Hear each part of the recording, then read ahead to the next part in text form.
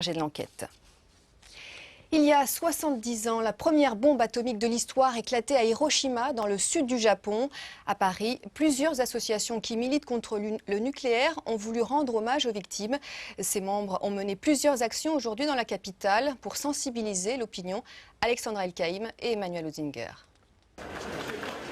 Ils ont tenté de franchir les grilles du ministère des Finances. Ce matin, quelques militants ont mené une action choc pour dénoncer le nucléaire, le jour de la commémoration des 70 ans des bombardements d'Hiroshima et de Nagasaki.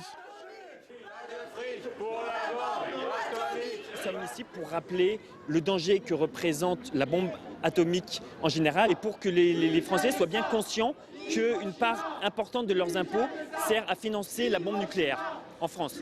Et c'est aujourd'hui un véritable scandale que 4 milliards d'euros d'impôts partent pour financer une arme de destruction massive. Place de la République, de nombreuses associations réclament le désarmement nucléaire, pacifiquement comme Gandhi, en organisant un jeûne pendant 4 jours.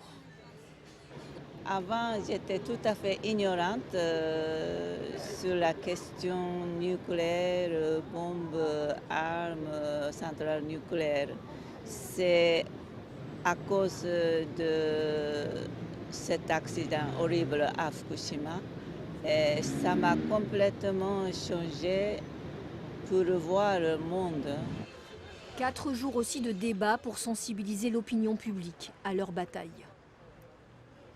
Le tricot, c'est symbolique de quelque chose qui prend beaucoup de temps. Et la lutte pour le désarmement nucléaire, on voit bien qu'elle prend beaucoup de temps. Les États actuellement nucléaires ne sont pas d'accord pour envisager un processus de désarmement.